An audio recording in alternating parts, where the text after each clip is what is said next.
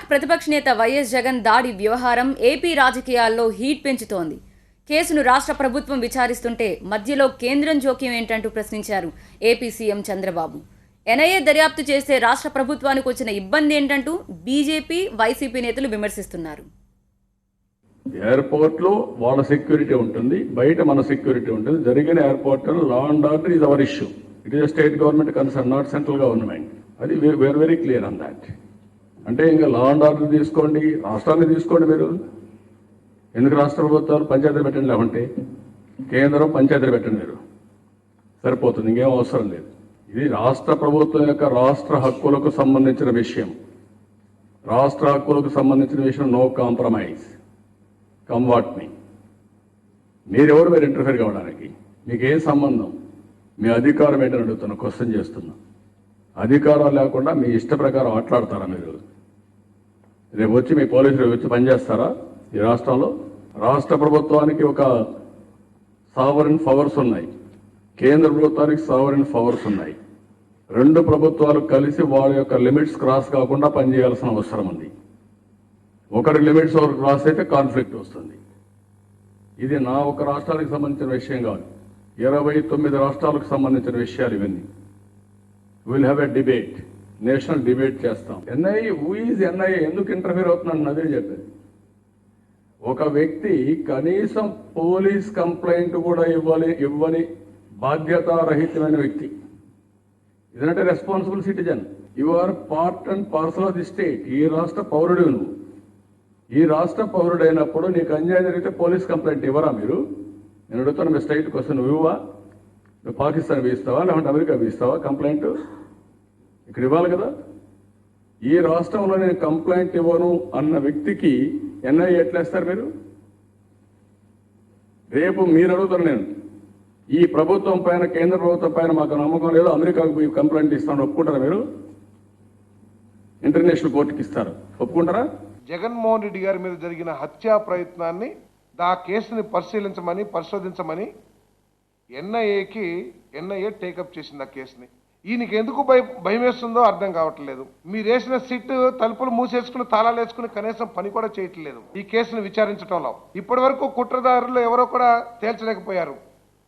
ఈరోజు NIA act గురించి పెద్ద లెటర్ రాస్తారు చంద్రబాబు నాయుడు గారు మోడీ గారికి, కేంద్ర ప్రభుత్వానికి. మేము అడుగుతా ఉన్నాం, చంద్రబాబు నాయుడు గారు,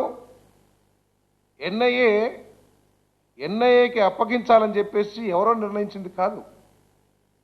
గౌరవ ఉన్నత న్యాయస్థానం హైకోర్టు, ఆంధ్రప్రదేశ్ హైకోర్టు నేరుగా చెప్పింది, ఎన్ఐఏ వాళ్ళు ఈ పరిశోధన టేకప్ చేస్తారా లేకపోతే మమ్మల్ని ఉత్తర్వులు ఇవ్వమంటారా అని చెప్పేసి నేరుగా చెప్పింది. అంటే మీకు తెలిసిన ఎన్ఐఏ యాక్ట్ గౌరవ ఉన్నత న్యాయస్థానానికి తెలియదని చెప్పేసి మీ భావన అని చెప్పేసి అడుగుతా ఉన్నా నేను. ఎందుకు భయపడుతున్నారు?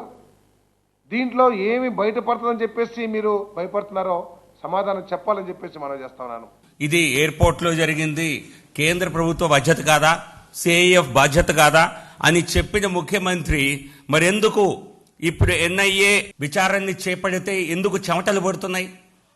ఎందుకు మీకు వెన్నెముకలో, ఆంధ్రలో పెద్దగా చలి ఉండదు, గుంటూరులో పెద్దగా చలి ఉన్నట్టుగా ఎవరు చెప్పలేదు, మరి ఎందుకు అక్కడ మీకు వెన్నెముకలో చలి ఎందుకు పుడుతోంది? ఏమి అసలు నిజాలన్నీ బయటికి వస్తాయన్న భయమా? అక్కడేమో కిడారి కేసులో ఎన్ఐఏ రావాలి అని స్వాగతించారు. అక్కడ జరగగానే దానికి ఒక ఎమ్మెల్యే, ఒక మాజీ ఎమ్మెల్యేని హతమారిస్తే వారిపైన వెంటనే ఎన్ఐఏ కావాలన్నారు. అంటే మీ ఎమ్మెల్యేలను మీ కాదు, వారి రాష్ట్రానికి చెందిన ఎమ్మెల్యేలు, వారి పట్ల కేంద్ర సంస్థకు మీరు అప్పచెప్పిన తీరు చూస్తే అది ప్రభుత్వ నిబద్ధత ఉన్నట్టే తెలుస్తుంది. అంటే సంస్థ పైన మీకు నమ్మకం ఉన్నది.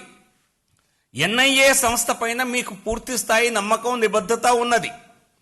కానీ అది ప్రతిపక్ష నాయకుడి పైన జరిగినటువంటి దాడిని మాత్రం ఎటువంటి పరిస్థితుల్లోనూ విచారణ చేపట్టకూడదు. ఎందుకంటే నిజాలేవో బయటపడితే మీకెందుకో భయం పట్టుకున్నట్టుగా అనిపిస్తోంది. జగన్మోహన్ రెడ్డి కేసు విషయంలో ఎన్ఐఏ ఎందుకు ఇంటర్ఫీర్ అయిందని ఒక ఉత్తరం రాశాడు ఆయన. మీరొక్కసారి కోడి కత్తి ఇన్సిడెంట్ జరిగిన సందర్భంలో ఒక్కసారి ఆయన మాట్లాడిన మాటలు చూస్తే, అది ఎయిర్పోర్ట్ లో జరిగింది కాబట్టి మాకేంటి సంబంధం, కేంద్రాందే సంబంధం అని అన్నాడా లేదా? మరి వాళ్ళ కేంద్ర ప్రభుత్వం ఎంక్వైరీ చేస్తామనంటే ఎందుకు భయపడుతున్నాడు? సమాచారం ఇవ్వనంటాడు, ఎన్ఐఏ ఎవరంటాడు, ఎన్ఐఏకి ఏంటి సంబంధం అంటాడు. అంటే నేను ఎప్పటి నుంచి అయితే గత 5 మాసాలుగా చెప్తా ఉన్నాను, ఈయన మానసిక పరిస్థితి బాగలేదు, ఈయన ఎప్పుడు ఏం మాట్లాడుతున్నాడో తనకు అర్థం కావట్లేదు, ఎప్పుడు ఏం చేస్తున్నాడో కూడా తనకు తెలియట్లేదు. ఇటువంటి మానసిక వ్యాధితో బాధపడుతున్నటువంటి వ్యక్తి ముఖ్యమంత్రిగా ఉండటం ఆంధ్ర రాష్ట్రానికి చాలా ప్రమాదం అనేటువంటి ఒక మాట. మీ ఇన్వాల్వ్మెంట్ ఉంది కాబట్టే మీరు భయపడుతున్నారు అనేటువంటి విషయంలో ఏ విధమైనటువంటి సందేహం లేదు, మీ చర్యల ద్వారా తెలిసిపోతా ఉంది.